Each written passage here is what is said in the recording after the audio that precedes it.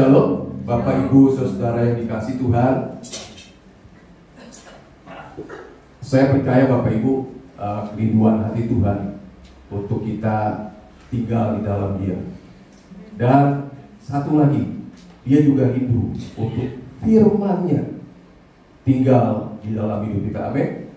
Amin. Oke. Nah, malam hari ini saya akan bagikan kebenaran firman Tuhan dari Markus pasal 4. Markus pasal 4.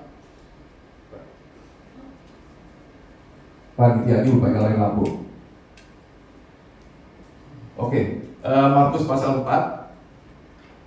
Judulnya perumpamaan tentang seorang penabur. Ya, perumpamaan tentang seorang penabur. Saya percaya Bapak Ibu sudah baca ini semua, bahkan sudah hafal. Tapi saya percaya ini juga yang menjadi kerinduan hati Tuhan buat kita umatnya, ya. Saya akan bacakan ayat 1. Pada suatu kali Yesus mulai pula mengajar di tepi danau. Maka datanglah orang banyak yang sangat besar jumlahnya mengerumuni Dia, sehingga Ia naik ke sebuah perahu yang sedang berlabuh, lalu duduk di situ. Sedangkan semua orang banyak itu di darat, di tepi danau itu. Dan Ia mengajarkan banyak hal dalam perumpamaan kepada mereka. Dalam ajarannya itu Ia berkata kepada mereka, dengarlah, adalah seorang penabur keluar untuk menabur. Pada waktu ia menabur, sebagian benih itu jatuh di pinggir jalan. Lalu datanglah burung dan memakannya sampai habis, tidak tersisa. Sebagian jatuh di tanah yang berbatu-batu, yang tidak banyak tanahnya. Lalu benih itu pun segera tumbuh karena tanahnya tipis. Tetapi sesudah matahari terbit, layulah ia dan menjadi kering karena tidak berakar. Sebagian lagi jatuh di tengah semak duri. Lalu makin besarlah semak itu dan mengimpitnya sampai mati, sehingga ia tidak berbuah. Dan sebagian jatuh di tanah yang baik, ia tumbuh dengan suburnya dan berbuah. Hasilnya ada yang 30 kali lipat, ada yang 60 kali lipat, ada yang 100 kali lipat. Ini kan kerinduan hati Tuhan, kan? Dikatakan kita melekat pada pokok anggur supaya kita menghasilkan apa? Buah yang lebat, ya. Nah, dan katanya, siapa yang mempunyai telinga untuk mendengar, hendaklah ia mendengar. Saya percaya malam hari ini kita semua punya telinga, ya. Punya telinga. Dikatakan, yang punya telinga, hendaklah kita mendengar.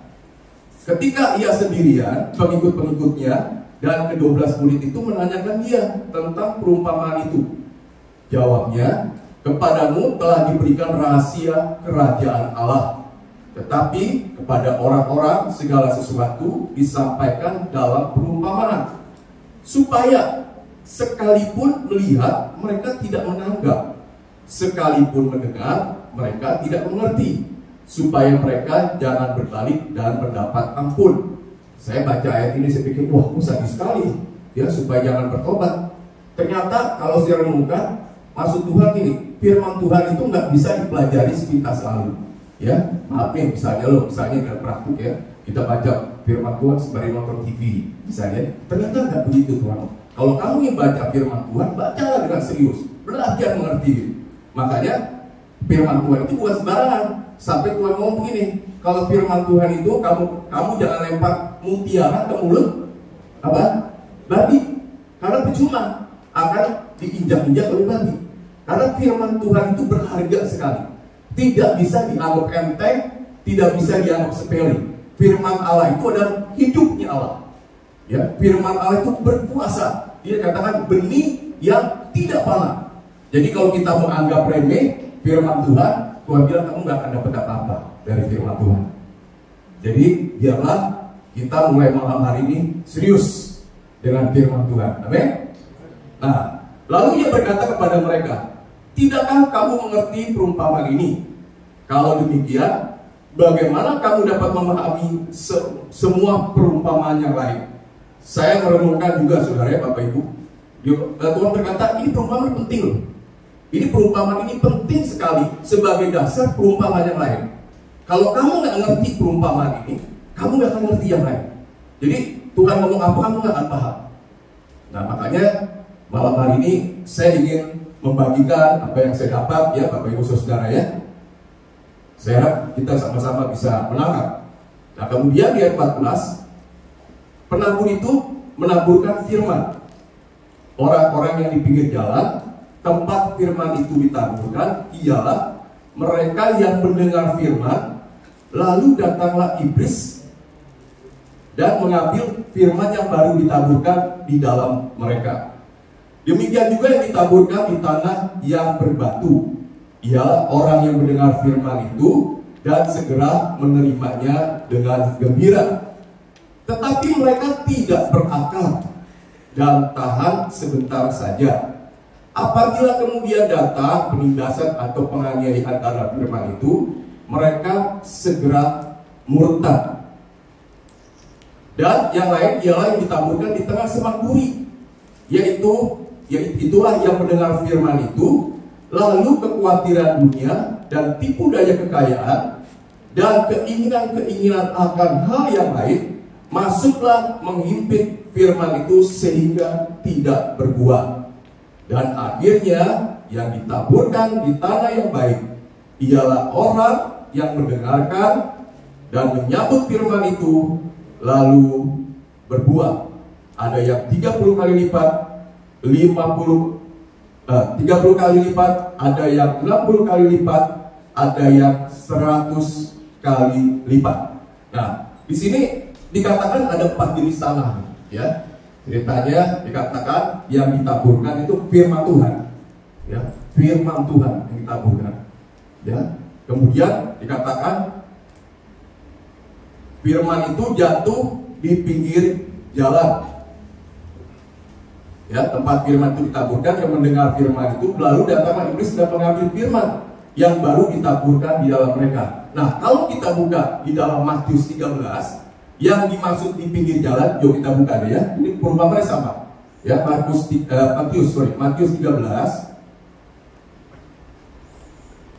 Matius 13 ayat 3.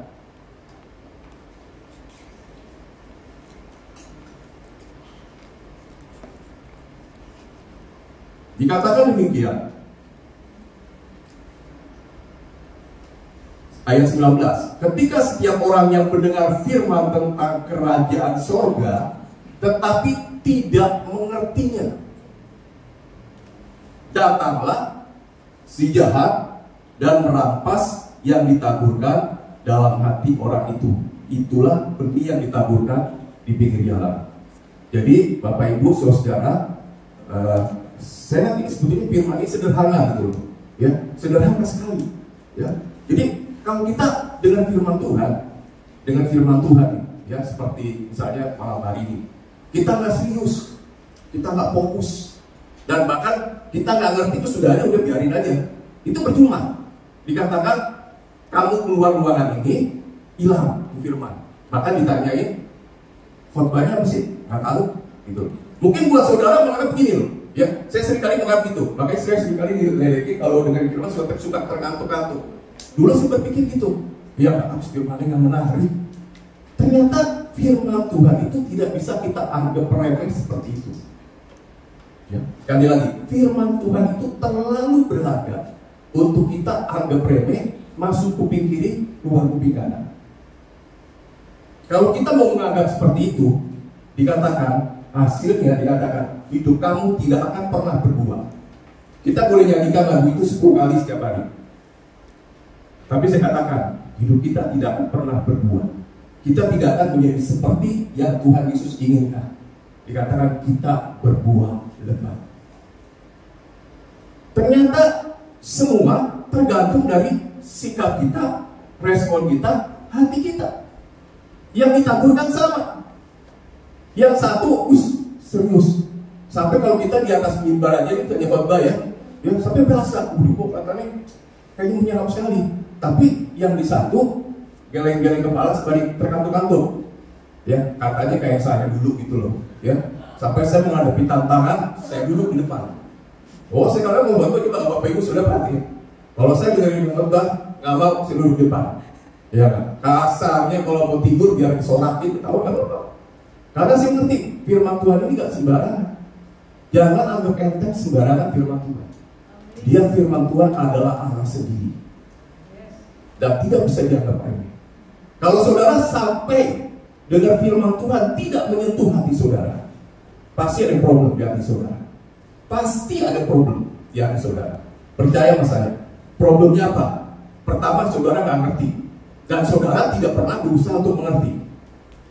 Kemudian yang kedua, ya, yang kedua kita lihat, dikatakan benih yang ditaburkan di tanah yang berbatu-batu ialah orang yang mendengar firman itu dan segera menerimanya dengan gembira, tetapi tidak berakar dan tahan sebentar saja.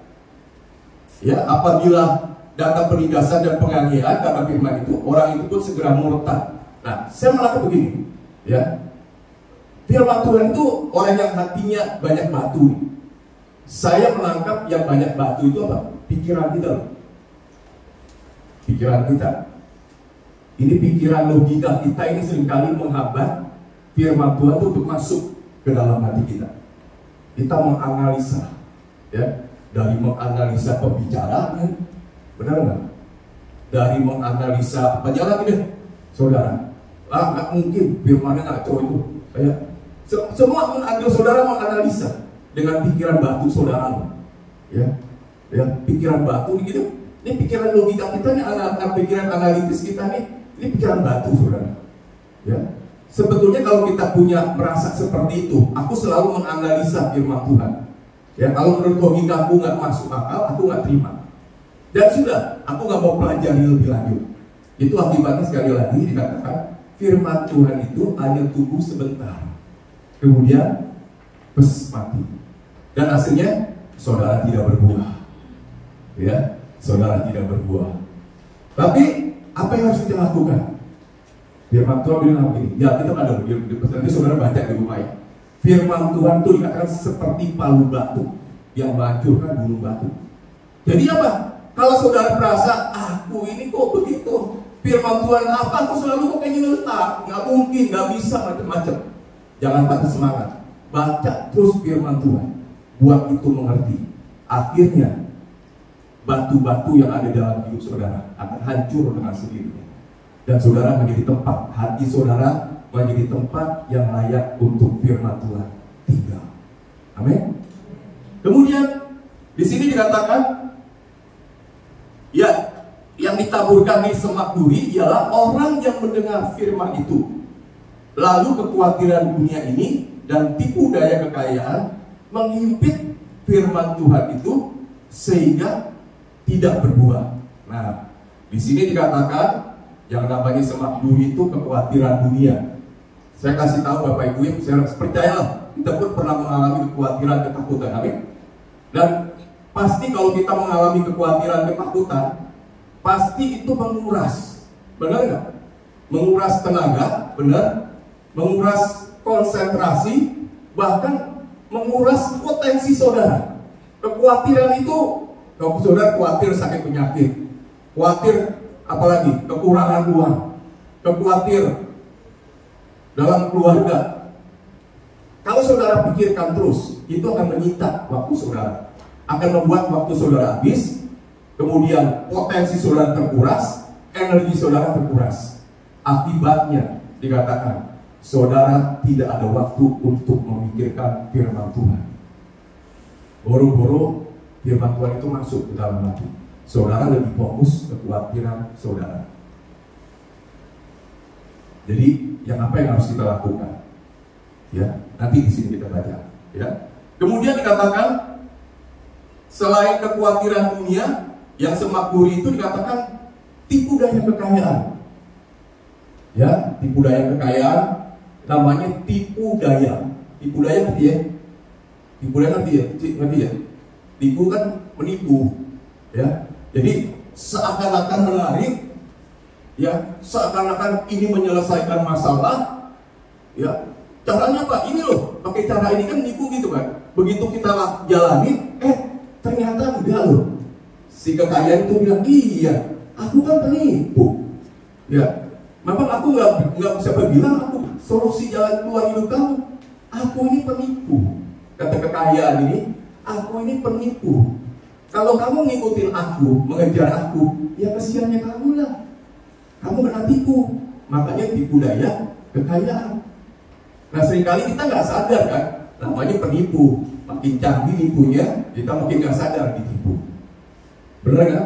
Makanya firman Tuhan mengatakan, carilah dahulu kerajaan Allah dan kebenarannya, maka sekalian akan ditambahkan padamu.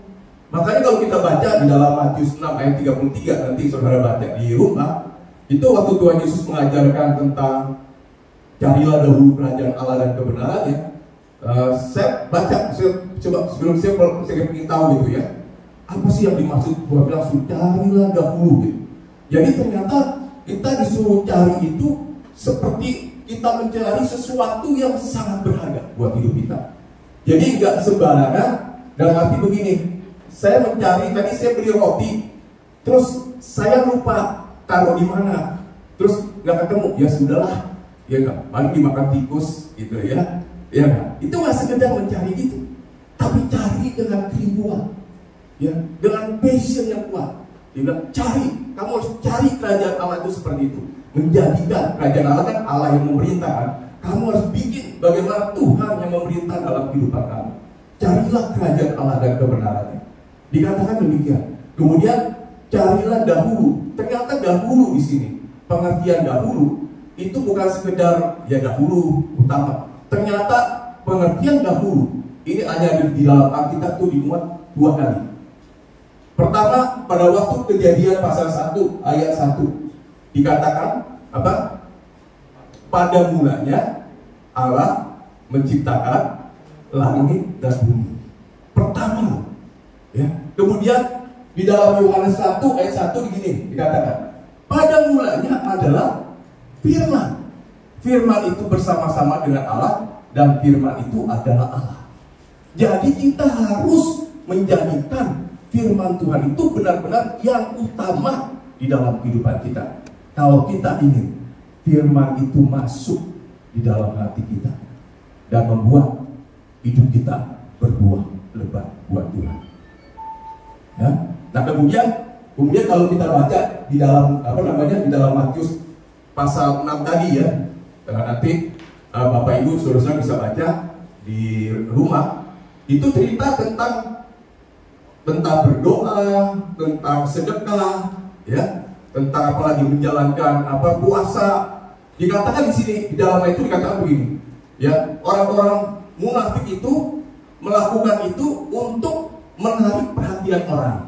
Jadi tujuannya biar dilihat orang, biar lihat orang senang, ya, bukan Tuhan yang senang loh, orang senang, biar saudara pun dipuji, ya, itu semua, ya, kalau saudara baca. Tapi Tuhan Yesus bilang bukan gitu.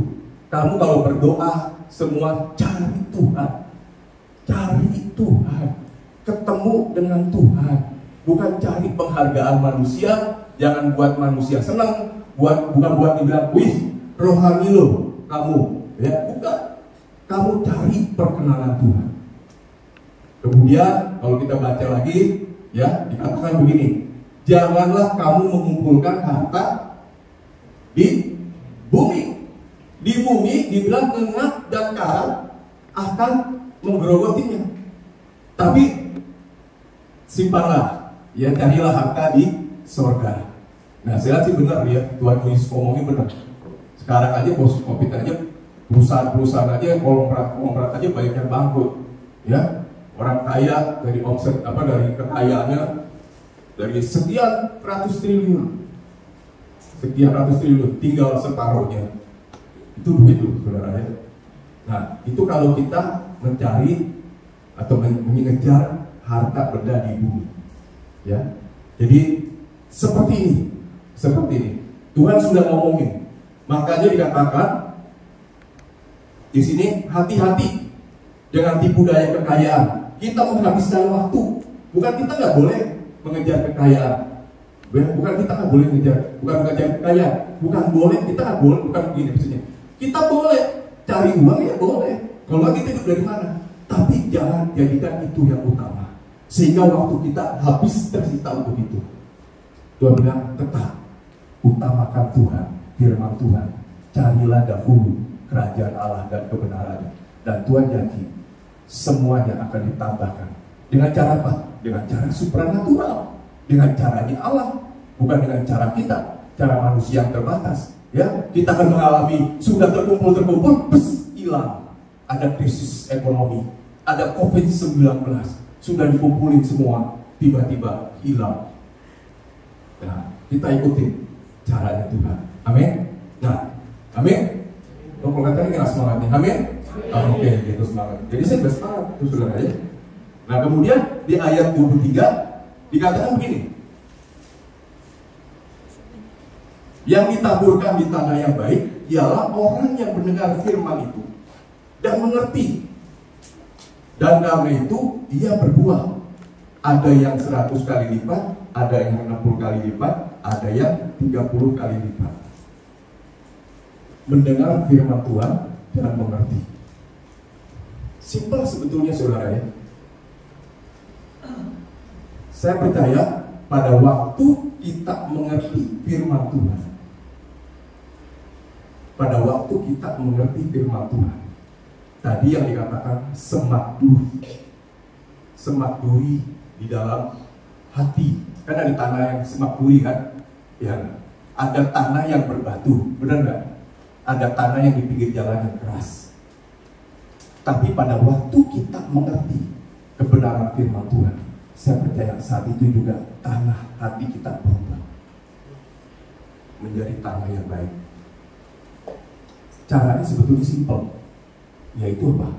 Kita mengerti firman Tuhan. Bagaimana buat kita mengerti? Nggak ada lain cara. Kita berani bayar harganya. Untuk apa? Mengambil firman Tuhan ini sebagai sesuatu yang sangat berharga.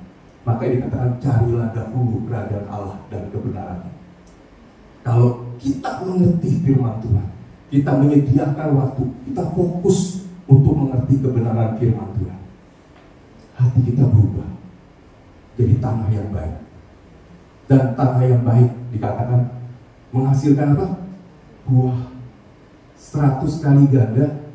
Berapa lagi? 60 kali ganda. Kemudian 30 kali lipat. Tergantung sejauh mana kita menyedot kerinduan. Itu yang terjadi. Nah, terus saya berpikir ya saudara ya. Saya berpikir, nah kemudian setelah jadi tanah yang baik, menghasilkan buah, terus apa? Tiba-tiba Tuhan bukakan saya begini saudara ya.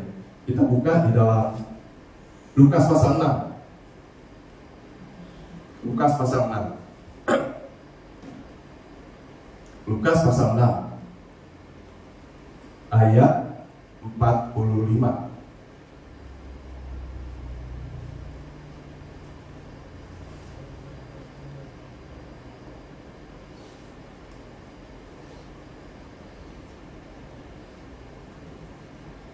Ketemu ya?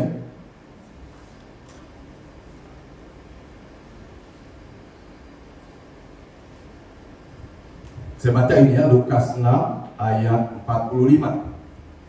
Dikatakan begini, orang yang baik mengeluarkan barang yang baik dari perbendaharaan hatinya yang baik, dan orang yang jahat mengeluarkan barang yang jahat dari perbendaharaannya yang jahat. Karena yang diucapkan dari mulut itu keluar dari hati. Jadi kalau nanti Bapak Ibu Saudara baca di dalam kitab Injil yang lain, ceritanya begini. Murid-murid Tuhan Yesus tuh makan tanpa cuci tangan. Biar nanti baca di rumah. Biasa ada pengkritik, ya. Pengkritik kan kerja kritik ngawasin, yaitu orang Farisi, orang Saduki, macam-macam. Dia ngaku, kok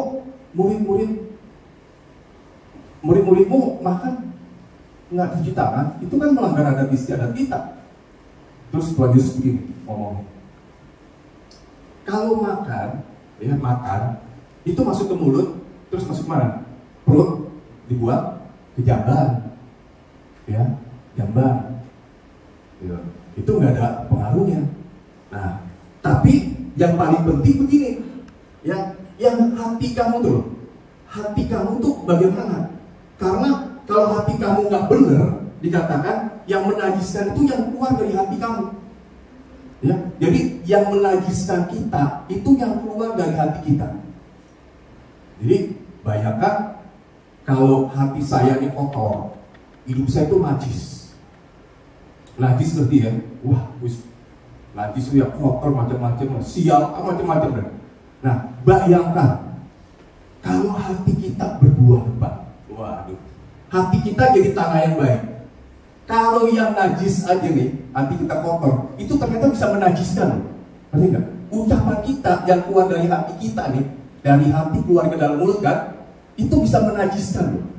Ngerti? Membuat hidup kita kotor, membuat hidup kita malang, membuat hidup kita sial, membuat hidup kita dikutuk kasar gitu. Itu yang najis. Bayangkan kalau hati kita ini bersih, hati tanah yang subur, yang menghasilkan buah, ya, yang terus kita keluarin loh ke mulut, deklarasi, ya, kita ucapin deklarasi, kita ucapin apa semua kata-kata positif. Bayangkan, kuasanya dahsyat nggak? Siapa yang setuju bilang dahsyat? Nah, sekarang seringkali kita deklarasi, ya, kita deklarasi, tapi kok hasilnya nggak maksimal, ya, kalau dibilang nggak berhasil kan nggak benar juga kan, tapi hasilnya nggak maksimal. Kenapa? Karena hati kita belum jadi tanah yang subur, sehingga pada waktu kita deklarasi, ya, buah Roh Kudus semua nih, ya, dari tanah yang baik hati kita tuh nggak keluar. Yang keluar itu kekhawatiran, ketakutan, apalagi semua tuh, ya, semua yang keluar, yang negatif. Tapi kalau jadi tanah kita jadi tanah yang baik, karena kita mengerti firman Tuhan, diubah tanah kita jadi tanah yang baik. Kita ucapkan deklarasi, oh, saya percaya dahsyat terjadi. Bapak Ibu, kita bisa deklarasi, ya, Pak Abred, kita deklarasi banyak. Bukan nggak boleh deklarasi loh, ya, bukan deklarasi itu nggak ada hasilnya, ada, tapi akan lebih efektif kalau kita lakukan keluar dari hati tanah yang subur yang menghasilkan buah. Dia akan menghancurkan kuasa iblis. Ya, begitu kita ucapin deklarasi saja, iblis sudah lari. Begitu sakit penyakit, kita baru ngomong, bilur-bilurnya menyembuhkan. Saya percaya besok saudara bangun. Benar? Ini saya dapat pada waktu saya sakit, terus terang aja saudara. Kok saya deklarasi masih teler ya? Kok masih gini ya? Nah, tiba-tiba saya dibukakan gitu loh saudara. Oh, ternyata nih hati ini belum jadi tanah yang subur, ya, masih banyak ini loh macam-macam, sehingga pada waktu bilur-bilurnya menyembuhkan tetap berkelepak masih gitu saudara ya, ya enggak, darah Yesus menyembuhkan, waduh, masih kayak gitu juga. Ternyata ini loh, ya, makanya baca firman Tuhan, ngerti firman Tuhan, ubah hati kita, sehingga pada waktu kita deklarasi, jos, gitu ya, nah, benar, ya, kita mau deklarasi langsung, ya. Kalau saya bilang gini loh, kalau kita baca cerita Tuhan Yesus ya, Tuhan Yesus tuh nyembuhin orang sakit ya, dia nggak doa loh, nggak doa dalam nama Tuhan, ya, Bapak sembuhkan dia, nggak begitu. Aku berkata bangun, aku berkata sembuh, nih, ya, nggak pernah gitu. Dengan deklarasi just langsung sembuh.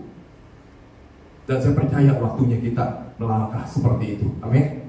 Kalau hati kita menjadi tanah yang baik, tanah yang subur. Amin.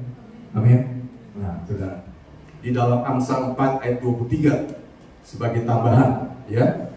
Amsal 4 ayat 23. Amsal 4 ayat 23.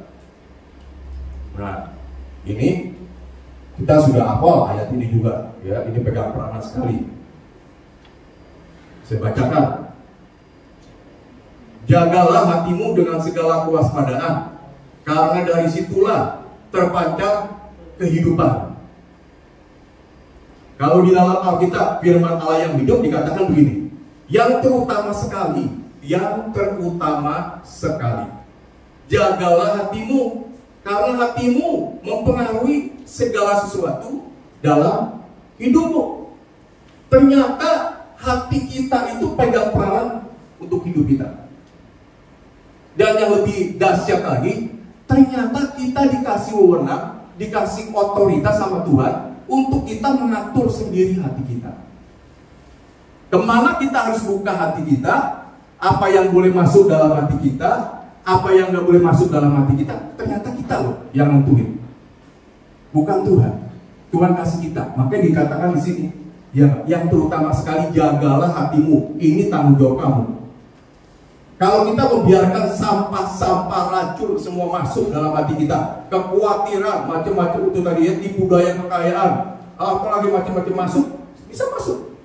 Tapi jangan harap hati kita menjadi tanah yang subur.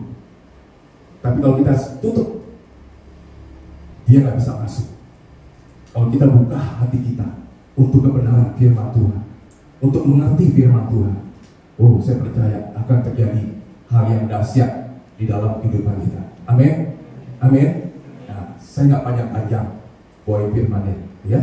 Saya rasa cukup sampai sini. Yuk kita bangkit berdiri, kita doa. Bapa, kami mengucap syukur untuk malam yang indah ini. Kami boleh memuji dan menyembah Engkau. Kami boleh bersekutu dengan Engkau, Tuhan. Terima kasih Engkau hadir tengah-tengah kami. Terima kasih Allah Roh Kudus, Engkau menghibur kami, memberi kekuatan kembali kepada kami. Bahkan Engkau menyadarkan kami. Terima kasih Tuhan. Terima kasih Tuhan. Dan kalau sebentar kami akan pulang ke rumah kami masing-masing, saat ini sungguh-sungguh Tuhan, kami bawakan jemaat-Mu tempat ini Tuhan. Kami semua para pengurus dari persekutuan ini Tuhan, anak-anak-Mu yang melayani Engkau di tempat ini, kami bawakan kehadiran-Mu Tuhan. Tuhan, Kau tambah-tambahkan di dalam hati kami ke roh hikmat dan roh pengertian, roh pengenalan akan Engkau di dalam kehidupan kami. Buat kami makin hari makin mengenal Engkau. Buat kami makin hari makin merindukan Engkau Tuhan. Buat kami makin hari makin mau tinggal di dalam Engkau, sebagaimana Engkau tinggal di dalam kami. Terima kasih Tuhan, terima kasih. Kami juga percaya Tuhan Yesus, penyertaan-Mu tetap atas kami. Kami juga percaya Engkau sendiri yang akan membentengi kami dengan darah-Mu, dengan benteng perapian dari Tuhan, sehingga malapetaka, sakit penyakit, apapun juga yang jahat tidak bisa mendekat kami, karena Engkau menjagai kami seperti gigi mata-Mu sendiri Tuhan. Terima kasih Tuhan. Kami juga terima semua berkat-berkat yang telah Kau sediakan buat kami. Kami ambil, kami terima, jadi nyata, jadi daging. Terima kasih Tuhan. Kau pagari kami dengan damai sejahtera-Mu, dengan sukacita-Mu, dengan kebenaran-Mu sendiri. Terima kasih Tuhan Yesus. Di dalam nama-Mu kami berdoa dan mengucap syukur.